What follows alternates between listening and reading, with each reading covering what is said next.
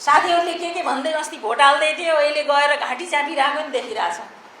विद्यार्थी साथीहरूलाई किन दुखेको छैन होला भन्दा अहिले हामीलाई तत्काल रिभेन्ज अलिकति बदलाओ, ठिक छ नि होइन, चुपचाप भनेर अलिकति हाम्रो साथीहरू पनि चुप बस्या हो कि जस्तो लाग्दैछ। अघि मान्यजीले त्यहाँ गुगलमा सर्च गरेको कुरा केही भन्नुभयो। तपाईँ सबैले हेर्नुहोस् न, इन्डियाका विभिन्न सहरहरूमा पेट्रोलियम प्रडक्ट, खास गरी पेट्रोलको मूल्य 93 रुपियाँदेखि 107 रुपियाँ आइसीसम्म छ।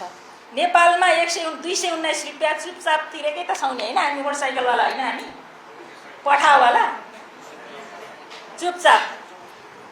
अनि यहाँ आधारभूत वर्गका लागि हामी बोल्नुपर्ने हो कि होइन? हामीले विद्यार्थीले मोटीतेलमा खाना पकाउँछन्, मोटीतेलमा सहुलियत देऊसम्म आन्दोलन गऱ्यौँ।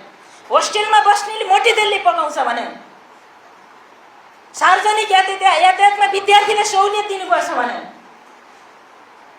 र हर ठाउँमा विद्यार्थीको सहुलियतको गफ गरेर आएको विद्यार्थी सङ्गठन अहिले मैले तपाईँले गर्नुभएको छैन, बेला छैन। किनकि त्यो चुपचापलाई यही चाहिएको छ भने तपाईँहरूले पनि किन ढाक थापिहाल्नुहुन्छ र किनकि कुनै चिज चाहिँ म्याच्योर हुन दिनुपर्छ। आफ्ना एजेन्डा राखिहालौँ। ढाडमा लाठी खानुभन्दा अगाडि आफ्नो शक्ति आर्जन पनि त गर्न पर्यो नि। अस्ति चुपचाप दिएको होइन र भने एकछिन त जनताले फिल गर्न पर्यो नि त। म हिजो चामल किन्न गएको थिएँ, एकैचोटि बोरामा तपाईँको कति 350 रुपियाँ बढेछ। सामान्य मोटै चामल हो, अब त भान्सासम्म पुग्छ क्या चुपचापको। यो एकछिन हामीले पर्खेर हेरौँ। र अब यो हेर्ने भनेको रिभेन्ज भन्ने पनि होइन, किनभने हर चिजलाई म्याच्योर हुनुपर्छ। तपाईँले कुनै चिज बलपूर्वक चाँडै गर्न खोज्नुभयो भने प्रिम्याच्योर भयो भने दुर्घटना हुनसक्छ, केही हुनसक्छ। अहिले ठिक छ, आज तपाईँहरूका प्रति थुप्रै असहमति, थुप्रै कार्यशैलीगत कुराहरू, कतिपय चिजहरू तपाईँ हामी आफ्ना थुप्रै डिफ्रेन्सेसहरू छन्। मुख्यमन्त्रीहरू भेला गरेर उहाँ पोखरातिर भेला गरेर यहाँ प्रधानमन्त्रीसँग पुरै मोर्चा कसेर आउँथे। हामीलाई यो चाहियो, पुलिस चाहियो। अहिले किन चाहिएन त साथीहरू? हाम्रो आफ्नै पुलिस चाहियो, के चाहियो? प्यारलल संरचना खडा गरे। हामी भन्दै थियौँ सङ्घमा जे छ प्रदेशमा त्यही समानान्तर संरचना नबनाऊ। सङ्घमा योजना आयो, प्रदेशमा योजना आयो। सङ्घमा लोकसेवा आयो, प्रदेशमा लोकसेवा आयो। सङ्घमा अर्को कुनै एउटा प्राधिकरण, प्रदेशमा प्राधिकरण। सङ्घमा प्रधानमन्त्रीको सचिवालय, मुख्यमन्त्रीको उस्तै सचिवालय, माथि उस्तै तल उस्तै, समानान्तर संरचना बनाएर यो हुँदै छैन। यो गलत भइरहेछ। यहीँबाट जनताको वितृष्णा सुरु हुन्छ। हामी भन्दै थियौँ, उहाँहरूले स्वायत्तताको गफ दिनुभयो। अहिले त पिए झिक्दिँदाखेरि पनि चुपचाप बस्नु हुँदो रहेछ त। फेरि के भएको हो? अस्ति त सुविधा चाहिन्छ भन्दै हुनुहुन्थ्यो त, अहिले त पिए सिए झिक्दिएर आनन्दै भइरहेछ त साथी हो।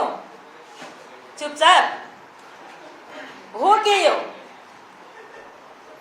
होइन? कसले के गर्यो भन्दा यो एक्सेप्टेन्स कसरी बढ्यो भन्ने कुरा चाहिँ यो रियालिटी हो कि यो रियालिटी किन बढिरहेछ भन्दा यसका पछाडि केही खराबी भएकै थिए। राज्य संरचना ठाकठिकै थिएन, यो ठाकठिक चलेकै थिएन। हामी विद्यार्थी सङ्गठन पनि ठाकठिक चलेकै थिएनौँ। हाम्रा कमजोरी थिए, त्यसको बाइ प्रडक्ट नै आजको दिन हो। त्यही कारणले आज आफ्नो दलको, आफ्नो पार्टीको बारेमा हामी निर्भयतापूर्वक बोल्न नसक्ने हालत भएको पनि यही भयो। किनकि हामीले आफ्नो पक्षधरता, आफ्नो वर्ग हित, वर्ग स्वार्थ, वर्ग समूह हामी सबै कुरा छोडेका छौँ नि त। जब छोडेर हिँडेस् त उभिने ठाउँै पाइँदैन।